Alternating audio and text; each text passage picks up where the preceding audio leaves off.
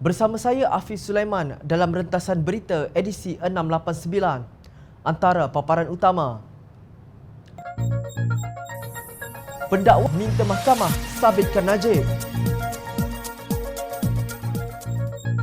UMNO untung jika Parlimen bubar. Apa beza Johor dan Kedah?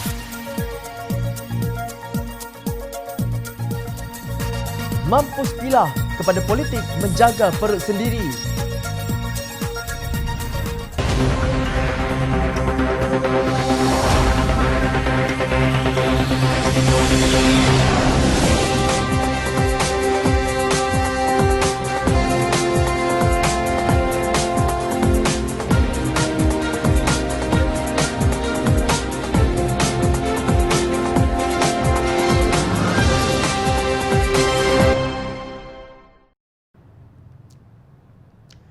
Assalamualaikum dan salam sejahtera. Bekas Perdana Menteri Datuk Seri Najib Razak dilaporkan bersumpah ketika memberi keterangan untuk menunjukkan beliau tidak tahu mengenai wang sebanyak 42 juta ringgit yang disalurkan ke akaun miliknya. Sebagai seorang Islam, wallahi wabillahi watallahi, saya tidak pernah meminta suapan dan saya tidak tahu bahawa 42 juta ringgit disalurkan ke akaun saya pada masa itu, katanya semasa pemeriksaan semula oleh Peguam Tan Sri Muhammad Syafiee Abdullah, lapor Malaysia Kini. Beliau berkata sebarang cubaan untuk melakukan kesalahan tersebut adalah tidak masuk akal dan sesuatu yang bodoh. Ia tidak perlu berlaku dan untuk mencadangkan bahawa sebagai Perdana Menteri, saya terlibat dalam sesuatu seperti itu adalah tidak munasabah. Dan saya katakan, saya tidak begitu bodoh untuk meminta suapan seperti itu dan yang boleh dikesan, ujarnya. Najib membela diri terhadap 7 pertuduhan menyeleweng 42 juta ringgit dana SRC International, iaitu 3 tuduhan pecah amanah CBT, 3 pertuduhan pengubahan wang haram dan 1 pertuduhan salah guna kedudukan berkaitan dana SRC. Itulah hujah kesimpulan Peguam Bela Najib, Harvinderjit Singh, bahawa aliran keluar wang 42 juta ringgit dari SRC International adalah sebahagian daripada kecurian oleh beberapa orang yang tidak dikenali dan ia tidak diketahui Najib Razak. Bagaimanapun, Timbalan Pendakwa Raya VC Tambaran berkata Najib mempunyai pengetahuan mutlak bahawa wang 42 juta ringgit dalam 3 akaun peribadinya adalah daripada SRC. Tingkah lakunya jelas sebagai seorang yang dengan sengaja melakukan kesalahan jenayah tanpa hukuman kerana kedudukannya. Katanya sambil menambah, SRC mengalami kerugian sebanyak 42 juta ringgit manakala tertuduh memperoleh jumlah tersebut. Bagi tuduhan menyalahgunakan kedudukan, si Tambaran berkata Najib dapat mempengaruhi pengeluaran pinjaman kumpulan wang persaraan diperbadankan atau KWAP bernilai 2 bilion ringgit secara keseluruhan. Mengenai tuduhan pengubahan wang haram, Timbalan Pendakwa Raya itu berpendapat mana-mana orang waras yang memegang jawatan tertinggi dalam negara akan mengambil tindakan serius jika menemui wang haram dalam akaun peribadinya.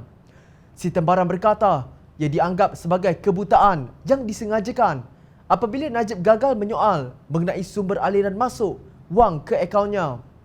Najib sebagai pemegang akaun bank perlu berhati-hati dan waspada mengenai dana yang masuk ke akaun peribadinya yang akhirnya dibelanjakan sepenuhnya. Orang yang waras akan mempersoalkan jumlah wang yang sangat besar, tegas si Tambaran, lapor bernama. Hujah pembelaan bahawa tanda tangan Najib Razak mungkin dipalsukan tidak terpakai lagi setelah pihak pembelaan membatalkan rancangan untuk membawa saksi pakar bagi membuktikannya. Laporan Malaysia Kini pula menyebut bahawa bukti utama di label P277, iaitu sepucuk surat ditandatangani Najib, mengarahkan M-Bank memindahkan 27 juta ringgit kepada Permai Bina Raya Sdn Bhd dan 5 juta ringgit kepada Putra Perdana Construction Sdn Bhd pada 29 Disember 2014. Beberapa bulan sebelumnya, 2 syarikat itu memindahkan wang dengan jumlah yang sama ke akaun Najib. Sumber wang tersebut daripada SRC International. Ketika pemeriksaan balas, Najib membangkitkan keraguan sama ada tanda tangannya di surat itu tulen atau palsu. Bagaimanapun, kata si Tambaran, Najib memerlukan pakar untuk mengesahkan sama ada ia tanda tangannya atau bukan. Tetapi pakar tidak datang, keraguannya tidak terpakai lagi, jelas Sitambaram. Pihak pendakwaan berkata, wang itu digunakan untuk manfaat tertuduh. Ia digunakan untuk pelbagai tujuan termasuk membayar perbelanjaan di Itali, dakwa Sitambaram. Najib ketika itu adalah Perdana Menteri, Menteri Keuangan dan Penasihat Emeritus SRC. Najib sanggup bersumpah laknat beliau tidak tahu wang 42 juta ringgit yang memasuki akaunnya pada 2014 dan 2015 datang dari SRC International. Adakah anda percaya orang yang membuat sumpah laknat yang dilarang oleh Islam? Mengapa rampasan kuasa pada 24 Februari lalu berlaku? Jawapannya sudah diketahui. Ia bukan kerana mahu menyelamatkan negara. Ia hanya kerana tidak mahu Datuk Seri Anwar Ibrahim menjadi Perdana Menteri Malaysia ke-8. Mereka yang tidak mahu itu hanyalah segerombolan pengkhianat dalam keadilan yang diketuai Datuk Seri Azmin Ali yang kemudiannya mempengaruhi Tan Sri Muhyiddin Yassin untuk merampas kuasa. Gerombolan ini mendapat sokongan Presiden PAS Datuk Seri Hadi Awang, diketahui umum mendedami Parti Amanah Negara atau Amanah. Sudah tentu pemimpin-pemimpin UMNO yang terliur akan jawatan-jawatan dalam syarikat berkaitan kerajaan atau GLC menyokong gerakan rampasan kuasa ini. Peletakan jawatan Tun Dr. Mahathir Mohamad hanyalah katalis yang mempercepatkan tindakan mereka sahaja. Semua ini sudah menjadi sejarah hitam politik Malaysia. Jatuh semua para teknokrat dan profesional yang dahulu dilantik oleh Kerajaan Pakatan Harapan untuk menerajui GLC berkenaan. Bukti terpampang di hadapan mata apabila sebaik sahaja mengambil alih Putrajaya, jawatan-jawatan tertinggi di dalam GLC diagih-agihkan dalam kalangan ahli parlimen kerajaan tebuk atap ini. Apa yang berlaku selaras dengan rakaman audio mirip suara Muhyiddin yang tular baru-baru ini. Kini kerajaan yang dibentuk tanpa mandat rakyat ini goyah. UMNO yang sebelum ini mahu parlimen dibubarkan dilihat konsisten dengan pendirian tersebut. Mereka yakin boleh merampas kembali Putrajaya jika diadakan parlimen dibubarkan dan pilihan raya umum ke-15 diadakan. Ini berdasarkan kemenangan mereka dalam pilihan raya kecil yang lepas iaitu di Rantau, Cameron Highlands, Semenyih, Tanjung Piai dan Kimanis. Tetapi apa peluang yang ada kepada Bersatu dan PAS? Penganalisis politik dari Sekolah Perdana Universiti Teknologi Malaysia atau UTM, Dr. Mazlan Ali berkata, pilihan raya tidak akan diadakan sama ada ianya dari perspektif Perdana Menteri ataupun yang di-Pertuan Agong. Menurut Mazlan, membubarkan parlimen bermakna membunuh kerjaya politik Muhyiddin dan Azmin serta Parti Bersatu. Beliau hanya bernilai ketika UMNO dan PAS memerlukan beliau pada penggal ini. Jika parlimen terbubar sebagaimana yang dikehendaki oleh PAS dan UMNO, bermakna Muhyiddin tidak berguna lagi kepada mereka, katanya dipetik Malaysia Deadline. Setakat ini tidak nampak UMNO dan PAS akan berkompromi untuk memberi tempat kepada Muhyiddin dan Bersatu maupun Azmin untuk bertanding kerusi pilihan raya kawasan majoriti Melayu luar bandar. Beberapa kali pemimpin UMNO berkata mereka mempunyai persepakatan dengan PAS dalam mufakat nasional tetapi tidak dengan Bersatu. Itu pun UMNO dan PAS tidak jelas sama ada mereka sudah mencapai kesepakatan dalam pembahagian kerusi antara dua parti tersebut. Menurut kajian Mazlan pada awal tahun ini, Januari 2020, didapati sokongan kepada UMNO dan PAS di kalangan pengundi Melayu sangat tinggi iaitu mencecah lebih 85%. Namun selepas Perikatan Nasional menjadi kerajaan, sokongan orang Melayu kepada Pakatan Harapan kembali meningkat manakala di kalangan bukan Melayu, sokongan kepada Pakatan Harapan kembali tinggi. Menurut perlembagaan yang di-Pertua Agong mempunyai kuasa budi bicara untuk menerima nasihat Perdana Menteri bagi membubarkan parlimen. Namun sudah pasti faktor ekonomi pasca COVID-19 akan mempengaruhi keputusan budi bicara baginda. Menurut beliau, kos pilihan raya ke-14 yang lalu sekitar 500 juta ringgit akan meningkat 2 kali ganda, mungkin mencecah 1 bilion ringgit. Mampukah Malaysia berhadapan dengan situasi ini? Pakatan Harapan Johor komited mematuhi amalan demokrasi berparlimen dan raja berperlembagaan yang menjadi tulang belakang negara sejak sekian lama. Pengurusi Pakatan Harapan Johor berkata demikian, merujuk kepada titah Sultan Johor yang memberi amaran agar semua pihak menghentikan sebarang langkah berebut kuasa di negeri itu. Johor mengambil maklum dan menjunjung kasih titah Duli Yang Maha Mulia Tuanku Sultan Ibrahim Ibni Almarhum Sultan Iskandar, Sultan bagi negeri dan jajahan takluk Johor, seperti mana yang disiarkan menerusi Facebook rasmi baginda. Pakatan Harapan Johor juga menyatakan komitmen terhadap amalan demokrasi berparlimen dan raja berperlembagaan yang menjadi tulang belakang kepada negeri serta negara kita. Pakatan Harapan Johor akan sentiasa berpegang teguh dengan prinsip-prinsip tersebut atau di atas dalam berdepani apa jua isu serta situasi politik semasa, kata kenyataan tersebut. Kenyataan tersebut dibuat bersama antara Pengerusi Amanah Johor Aminul Huda Hassan, Pengerusi Keadilan Johor Said Ibrahim Said Noh dan Pengerusi DAP Johor Liu Chin Tong. Pada hantaran Facebooknya, baginda bertitah sekiranya berlaku perebutan kuasa, baginda akan meletakkan kuasa di tangan rakyat Johor untuk memilih wakil rakyat mereka yang baru. Saya harap kali ini pilihlah pemimpin yang betul-betul ingin berkhidmat untuk rakyat dan negeri, bukan untuk parti atau diri sendiri. Pakatan Harapan tumbang apabila semua ahli Dewan Undangan Negeri bersatu dan seorang ahli Dewan Undangan Negeri PAS serta seorang keadilan menyokong UMNO untuk membentuk kerajaan baru Perikatan Nasional. Datuk Hasni Mohamad dari UMNO merupakan Menteri Besar ketiga pada penggal ini. Mengulas mengenainya, Naib Presiden Amanah Nasional, Datuk Hasanuddin Yunus berpendapat tidak akan berlaku pergolakan yang memberi kesan terhadap pentadbiran negeri sekiranya berlaku peralihan kuasa di Johor. Beliau berkata pentadbiran kerajaan akan tetap stabil selagi ianya di bawah bimbingan dan naungan Sultan Johor sebagai payung utama negeri. Titah tersebut sangat bertepatan dengan Undang-Undang Tubuh Negeri Johor yang menjadi model perlembagaan negeri-negeri lain dalam melindungi kedaulatan negeri-negeri Melayu sejak zaman berzaman. Kemudiannya, ia dijadikan sebagai panduan dalam pembentukan Perlembagaan Persekutuan Tanah Melayu. Sebarang pertukaran kerajaan tetap akan stabil. Ekoran ia hanya memiliki di bawah bimbingan dan naungan Tuanku Sultan sebagai payung utama negeri, katanya dalam satu kenyataan kepada Malaysia Deadline. Menurut ahli Parlimen Hulu Langat itu, sekiranya majoriti ahli Dewan Undangan Negeri Johor kembali kepada Pakatan Harapan, parti itu tetap taat kepada baginda.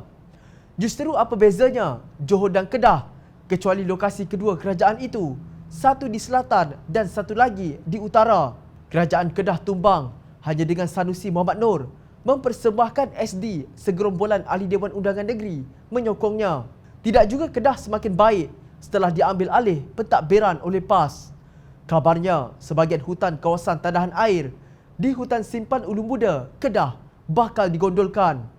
Itulah keperetan yang bakal ditanggung oleh Kedah setelah dirampas oleh Kerajaan Perikatan Nasional yang tidak memiliki kreativiti untuk mencari peluang baru bagi merangsang ekonomi negeri tersebut. Rakyat Johor dan Kedah sebenarnya telah memilih pemimpin yang betul-betul ingin berkhidmat untuk rakyat dan negeri, bukan untuk parti atau diri sendiri pada pilihan raya umum ke-14 lalu. Malangnya, sebahagian pengkhianat dalam Pakatan Harapan tidak senang dengan pilihan dan mandat rakyat. Benarlah seperti kata Hasanuddin, kepentingan rakyat menjadi keutamaan istana, malah turut menjadi keutamaan kepada Pakatan Harapan. Sekiranya ahli Dewan Undangan Negeri Johor mengekalkan keputusan rakyat pasca 9 Mei 2018, saya yakin Pakatan Harapan akan tetap taat serta setia tidak berbelah bahagi kepada Tuanku Sultan dalam menjalankan amanah, memaju dan memakmurkan rakyat negeri Johor, tegasnya. Semoga pemimpin Pakatan Harapan sentiasa tabah, menempuh ujian dan istiqamah dalam menentang korupsi serta terus tekad untuk membina semula negara menerusi tadbir urus baik. Bekas Ketua Hakim Negara Tun Abdul Hamid Mohamad berkata, kedudukan Kerajaan Perikatan Nasional sangat rapuh jika undi tidak percaya dilakukan terhadap Tan Sri Muhyiddin Yassin. Apabila Parlimen bersidang, beliau tidak tahu sama ada sokongan majoriti boleh didapati. Menurut beliau, isu yang paling utama ialah adanya UMNO dalam kerajaan tersebut. Pakatan Harapan tahu tanpa UMNO, kerajaan itu akan tumbang. Modal besar Pakatan Harapan terhadap UMNO ialah UMNO parti korup. Penyertaannya dalam Kerajaan Perikatan Nasional menjadikan kerajaan itu sebuah kerajaan korup, tulisnya di blog pada 2 Mac lalu. Beliau memberi amaran agar Presiden UMNO, Datuk Seri Zahid Hamidi, tidak diberi jawatan dalam kabinet. Jika beliau diberi jawatan menteri, apatah lagi timbalan Perdana Menteri. Terus terang saya katakan, Tan Sri Muhyiddin Yassin akan kalah undi tidak percaya dan Kerajaan Perikatan Nasional akan tumbang. Bukan itu sahaja, orang ramai yang menyokong Kerajaan Perikatan Nasional, termasuk saya, akan menarik balik sokongan mereka dan berkecuali. Mereka akan mengambil sikap mampus pilah kerana mereka telah terlalu bosan dengan ahli politik yang hanya menjaga perut masing-masing, tegasnya. Beliau kemudiannya menyenaraikan beberapa perkara yang wajar dilakukan oleh Kerajaan Perikatan Nasional. Antaranya termasuk, Kerajaan Perikatan Nasional juga sekali-kali tidak akan mempengaruhi atau menekan pendakwa raya supaya menghentikan pendakwaan atau menarik balik pertuduhan terhadap ahli Kabinet Perikatan Nasional, ahli Parlimen Perikatan Nasional atau penyokongnya. Kerajaan Perikatan Nasional sekali-kali tidak akan campur tangan atau cuba mempengaruhi mahkamah dalam menjalankan tugas kehakimannya. Kerajaan Perikatan Nasional tidak akan meminta pengampunan ke atas sabitan dan hukuman yang dikenakan oleh mahkamah terhadap ahli Kabinet Perikatan Nasional, ahli Parlimen Perikatan Nasional atau penyokongnya. Tetapi hak mereka berbuat demikian tidak dihalang. Kerajaan Perikatan Nasional akan menumpukan perhatian sepenuhnya untuk memperbaiki ekonomi negara, taraf kehidupan rakyat dan pentadbiran negara. Hamid berkata, Muhyiddin dan pemimpin parti-parti komponen hendaklah bertegas dalam hal tersebut. Lebih baik tumbang walaupun melakukan sesuatu yang betul daripada tumbang kerana melakukan sesuatu yang salah, ujarnya. Malang bagi kerajaan tebuk atap ini, wabak COVID-19 terus menular dan membawa kematian.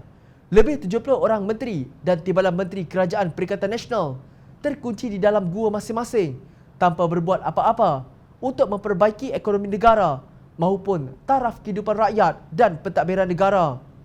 Kerajaan tanpa manifesto ini hanya gairah membahagi-bahagi galimah yang dikutip dari syarikat-syarikat berkaitan kerajaan atau GLC yang kita tidak tahu apa tujuannya selain menjaga perut masing-masing. Pelepasan Riza Aziz tanpa bebas mencantas semua pesanan Hamid kepada Perikatan Nasional mengenai tadbir urus Jabatan Kehakiman. Pesanan bekas hakim itu bagai mencurah air di daun keladi. Pakatan Harapan pula nampaknya tidak mahu membiarkan Perikatan Nasional terus berkuasa. Sebuah halaman bernama Perikatan Nasional Fans memuat naik satu hantaran menyebut, mendapat perkabaran duka hari ini daripada sumber yang rapat dengan Majlis Presiden Pakatan Harapan. Mereka kini memiliki 120 MP yang membolehkan mereka menurunkan Perikatan Nasional dari tampuk kuasa. Yang menjadikan usaha untuk jatuhkan Tan Sri Muhyiddin Yassin tidak akan dibuat menerusi undi tidak percaya di Parlimen yang dijadualkan pada Julai ini. Tapi dalam masa terdekat dengan persembahkan SD, sokongan para ahli Parlimen di hadapan YDP Agong seperti mana dibuat Tan Sri Muhyiddin Yassin sebelum ini. Menurut hantaran tersebut, antara ahli Parlimen yang bakal menyeberang menyokong Pakatan Harapan ialah dari Parti Bersatu dan dari pasukan Datuk Seri Azmin Ali. Betul-betul pengkhianat kalau maklumat ini benar. Sungguh tak disangka. Madu diberi, dibalas dengan cuka, tegas hantaran tersebut. Kita tidak tahu siapa pemilik dan pengendali halaman ini. Tetapi amat lucu apabila ia menggelar pihak yang mahu mengembalikan mandat rakyat sebagai pengkhianat. Mohon semua penyokong Pakatan Harapan berdoa ke hadrat Ilahi agar mandat rakyat dipertahankan hingga pilihan raya umum ke-15. Rakyat memerhati. Teruskan layari kami di Jom Channel untuk mendapatkan berita politik tanah air. Saya Hafiz Sulaiman. Terima kasih. Assalamualaikum dan salam sejahtera. Hai! Jangan lupa klik kanan untuk rentasan berita, klik kiri untuk keratan berita dan jangan lupa untuk subscribe kami tau.